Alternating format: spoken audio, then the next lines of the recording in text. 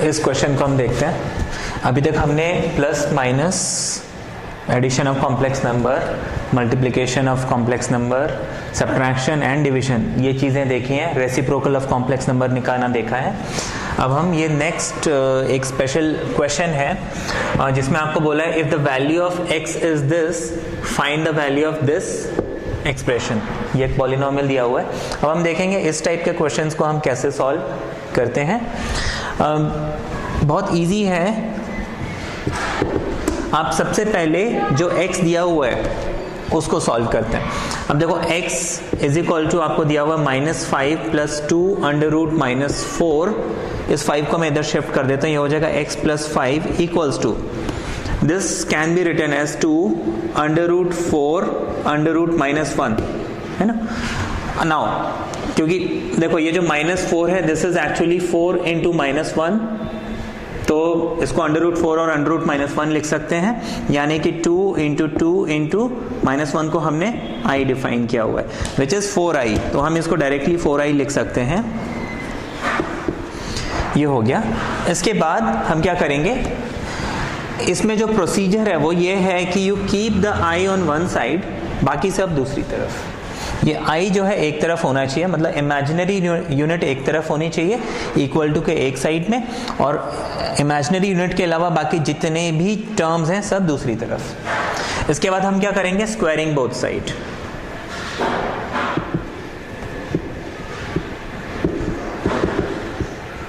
Squaring both side जब हम करेंगे हमें मिल जाएगा x + 5 whole square equals to 4i whole square which is x² + 10x + 25 equals to 4i का स्क्वायर, 4 का square is 16 and i² is -1, तो ये -16 हो जाएगा। इतना समझ में आ गया। अच्छा, इसको देखो कैसे करना है, 4² × i², ऐसे अलग अलग लिख सकते हैं। Now 4² is 16 and i² is -1। Now what is 16 × -1? -16। ठीक है, 16 को हम इस तरफ शिफ्ट कर देंगे, हम लिख लेंगे और x² + 10x + 25 + 16 इक्वल्स टू 0, और x² + 10x, this becomes 141 equals to 0। ठीक है, ये क्लियर हो गया। अब इसके बाद हमें क्या करना है, ये एक्सप्रेशन हमें 0 मिल गया।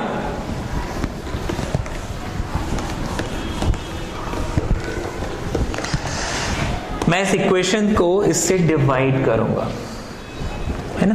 इसको हमने कुछ अगर नंबर दे दिया तो, या फिर हम डायरेक्टली भी कर सकते हैं। Now x² + 10x + 41 dividing by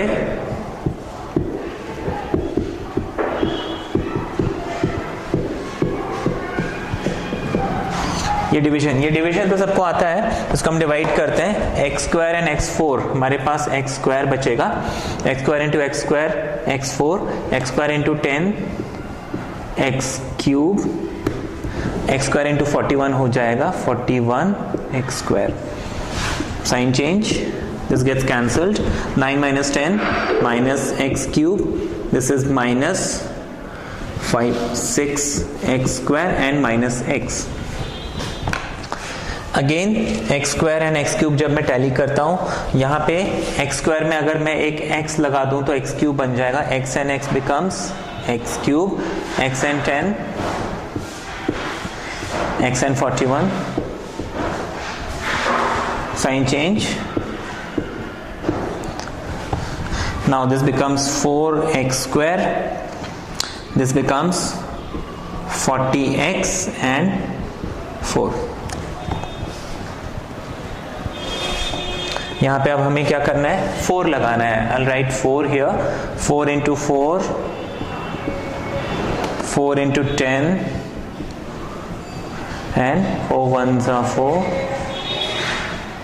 ये आ गया। मैं सब्ट्रैक्ट करूंगा तो ये दोनों कैंसिल आउट हो जाएंगे, मेरे पास -160 बचेगा। इतना समझ में आ गया।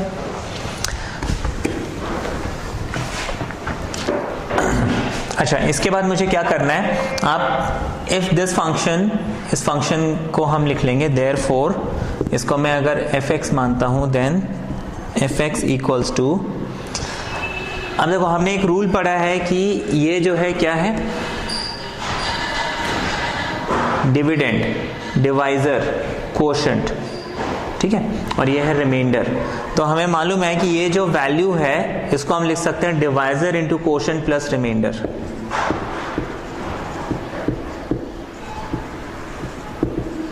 ये तो सबको मालूम है। तो मैं इस fx को, इस ओरिजिनल इक्वेशन को क्या लिख सकता हूं, x square plus 10x plus 41 into x square minus x plus 4 minus 160, ये लिख सकता हूं। बट इसकी वैल्यू हमने अभी क्या निकाली थी, 0, तो ये पूरा का पूरा एक्सप्रेशन 0 बन जाएगा। तो ये हो जाएगा 0 minus 160 is equal to minus 160। Therefore इसका आंसर कितना आ जाएगा, माइनस 160, ये हमारा आंसर। क्लियर हो गया ये। इसके बाद हम एक बहुत इंपॉर्टेंट चीज देखेंगे कॉम्प्लेक्स नंबर में, which is cube root of unity.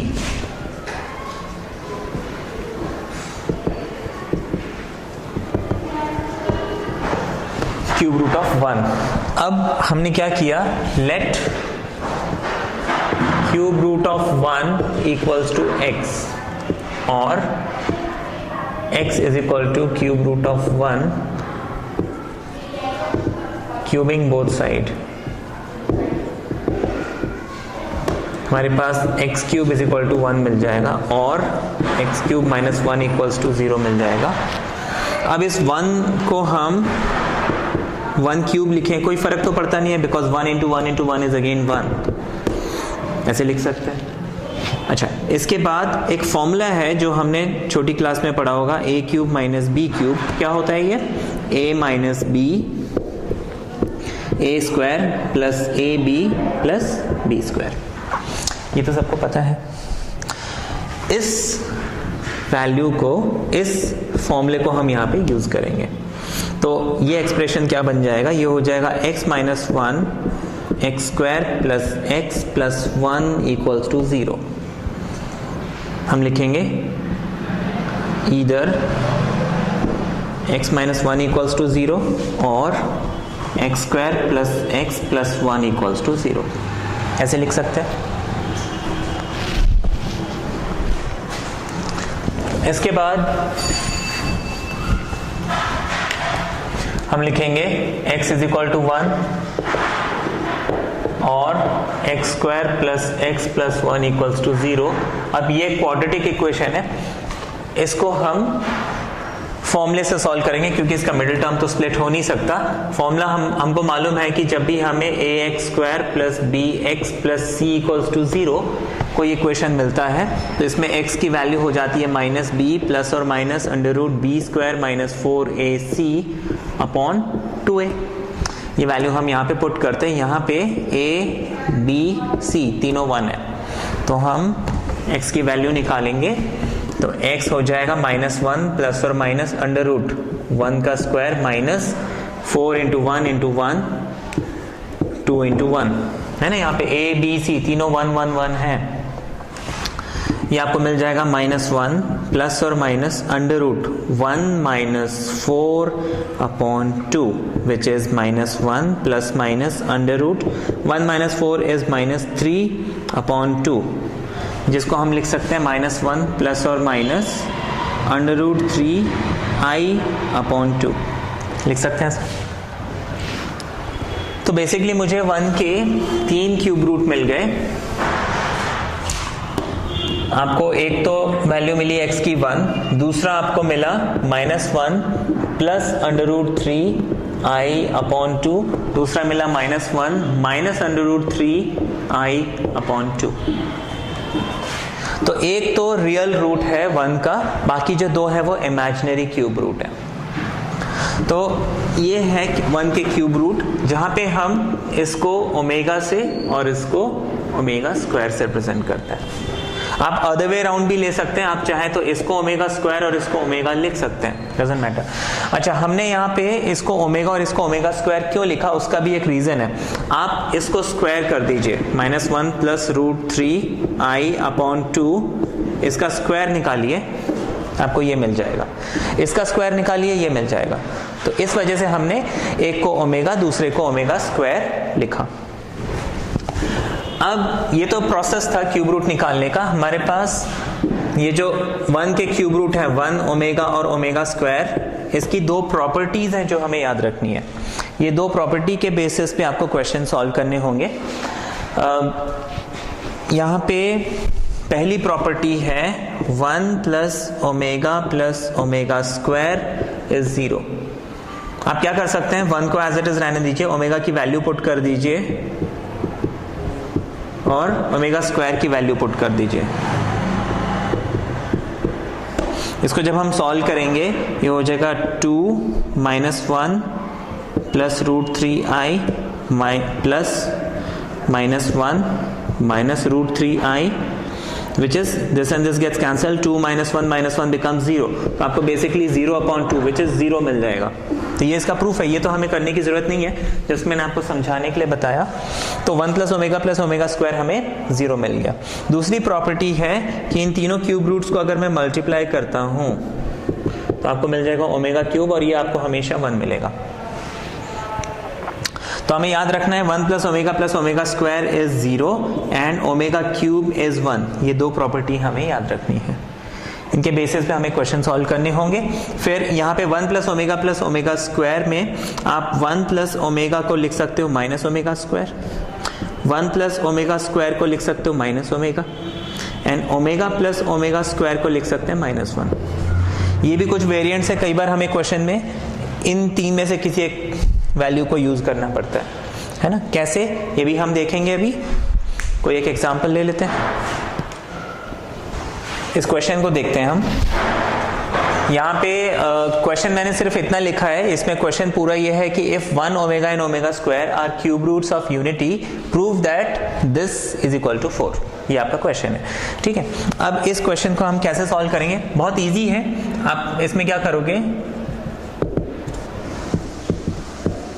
सबसे पहले तो हम ये लेफ्ट हैंड साइड को लिख लेते हैं एज इट इज। ये हो जाएगा 1 - omega + omega square multiply by 1 + omega - omega square, ये लिख लिया। अब हम क्या करते हैं, ये जो प्लस वाले टर्म है इकट्ठा कर लेते हैं। ये हो जाएगा is equal to 1 + omega square - omega and 1 + omega - omega square.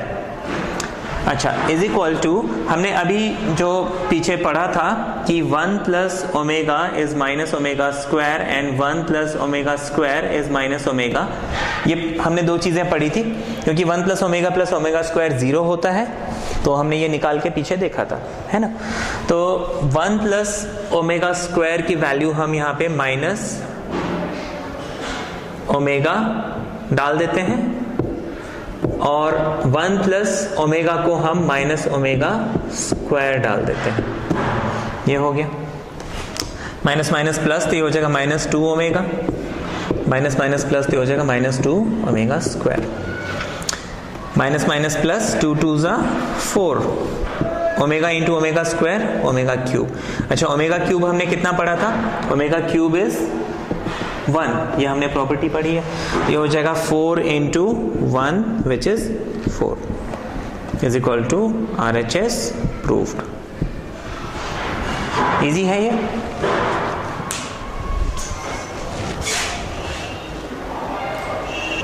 एक एग्जांपल और देखते हैं, आपको ये प्रूव करना है। अच्छा, ये भी सिंपल है। हम क्या करेंगे, कोई भी एक एक्सप्रेशन ले लेते हैं। फॉर एग्जांपल इसको ले लेते हैं, हम क्या करेंगे, इसको लिख लेंगे, ये दिया हुआ है। ये देखने में अदरवाइज टिपिकल लगता है, लेकिन है नहीं। आपको क्या करना है, सिमिलर टर्म्स को सिर्फ रीअरेंज करना है। एक जैसे हैं, 2 and 2 है, तो हम यहाँ पे क्या करते हैं, एक साथ ले लेते हैं, ऐसे लिख सकते हैं। अच्छा, यहाँ पे हम 2 कॉमन ले सकते हैं, ये हो जाएगा 1 + ओमेगा स्क्वायर ऐसे लिखा जा सकता है। Now what is 1 plus omega? अभी हमने पढ़ा था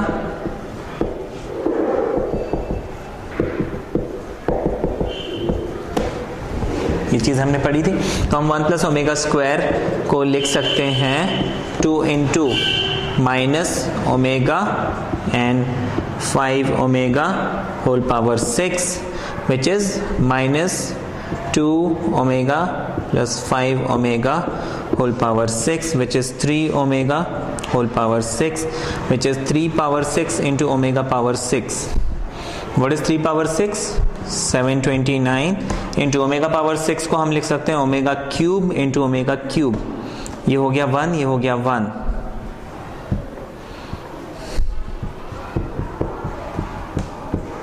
ये आ गया हमारा आंसर। इसी तरीके से हम इसमें भी 2 कॉमन ले लेंगे और इसी प्रोसेस में हम जब प्रोसीड करेंगे तो हमारा आंसर आ जाएगा 729। क्लियर है ये? नेक्स्ट हम इसमें समझेंगे पोलर फॉर्म। या हमें कोई भी एक क्वेश्चन दिया हुआ है, इसको हमें पोलर फॉर्म में कन्वर्ट करना है। If z is equal to 1 plus I root 3, convert this complex number into polar form. अच्छा, मैं आपको इस एग्जाम्पल को ही सॉल्व करके समझाऊंगा पोलर फॉर्म में हम कैसे कन्वर्ट करते हैं। इसमें फिर कुछ कंडीशंस है, वो भी हम समझेंगे। आपको यहाँ पे 1 plus I root 3 दिया हुआ है, एक कॉम्प्लेक्स नंबर। अच्छा, इसको पोलर फॉर्म में कन्वर्ट करने के लिए my first step will be, मैं इसको एज इट इज लिखूंगा, इज इक्वल टू लिखूंगा सम वैल्यू r ब्रैकेट्स में cos theta plus i sin theta. ठीक है। अच्छा, इसको जब हम सॉल्व करेंगे ये हो जाएगा r cos theta plus i r sin theta. ये मिल गया। अब हम क्या करेंगे? Equating real and imaginary parts.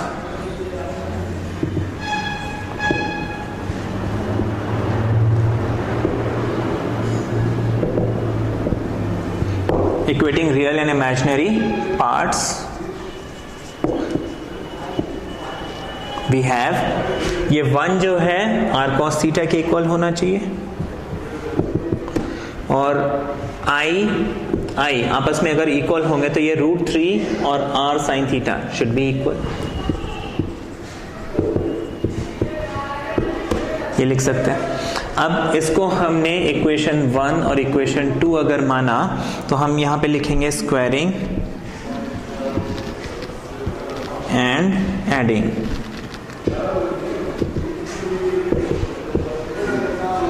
Equations 1 and 2 we have r square cos square theta, क्योंकि मैंने इसको स्क्वायर किया, फिर ऐड किया किसको?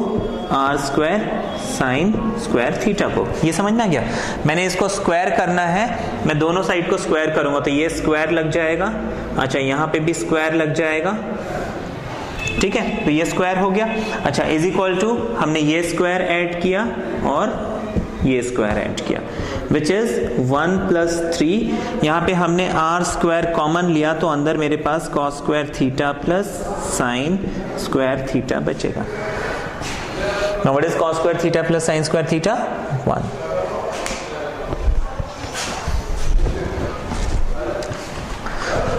तो हम इसको फर्दर क्या लिख सकते हैं? r square into 1 equals to 1 plus 3 which is 4, या फिर r स्क्वायर इक्वल्स टू 4 और r इक्वल्स टू 2, ये हम लिख सकते हैं। Therefore हम 2 cos theta equals to 1 and 2 sin theta equals to √3, ये हमें मिल जाएगा। अब मुझे यहाँ पे क्या करना है? ये जो थीटा है, ये थीटा कितना है ये निकालना है। अच्छा, इस चीज को हम समझेंगे। व्हेन आई डिवाइड दिस, इन दोनों इक्वेशंस को जब मैं डिवाइड करूंगा, मेरे पास 2 sin theta upon 2 cos theta, मैं इस इक्वेशन को इससे डिवाइड करूंगा तो मेरे पास √3 अपॉन 1 मिल जाएगा। 2 and 2 gets cancel, sine upon cos is tan theta, आप लिखोगे इज इक्वल टू √3। अब मुझे यहाँ पे एक बात का ध्यान रखना है, यहाँ पे कुछ चीजों का मुझे ध्यान रखना है। ये जो थीटा की वैल्यू आएगी सबसे पहले तो मैं इसमें अगर प्लस माइनस कुछ भी मिलता, हम एक और एग्जांपल में देखेंगे, मान लीजिए यहाँ पे नेगेटिव मिलता, मैं पहले उस नेगेटिव साइन को हटा के सिंपली देखता कि tan थीटा की वैल्यू √3 कब होती है। अब देखो थीटा की वैल्यू, tan की वैल्यू √3 है, it is only possible when theta is equal to π/3 60 degree, है ना, ये तो हमें मालूम है। अब इसके बाद मुझे कुछ कंडीशंस याद रखने हैं, मैं यहाँ पे इसको थीटा लिख लूंगा, उसके बाद मुझे केसेस याद रखने हैं।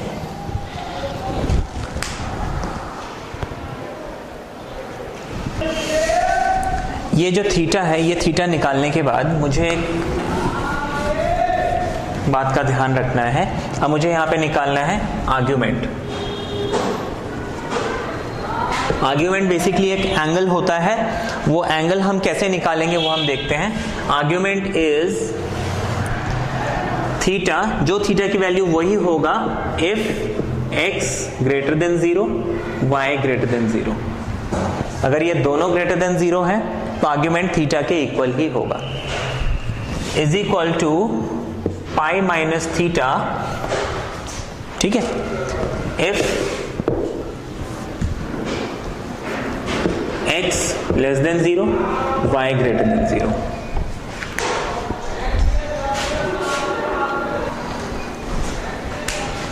The argument is theta minus pi if x less than 0, y is less than 0, ठीक है।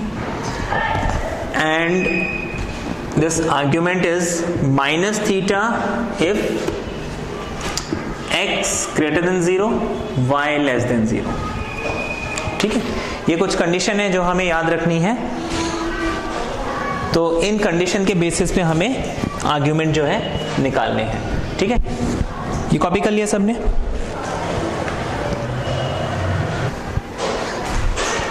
हाँ, अब यहाँ पे x और y क्या है, ये x y बेसिकली क्या है, z इज इक्वल टू आपको x प्लस आई वाई के फॉर्म में दिया हुआ था ना, तो x जो है आपका जो रियल पार्ट है और y जो है वो इमेजिनरी पार्ट है।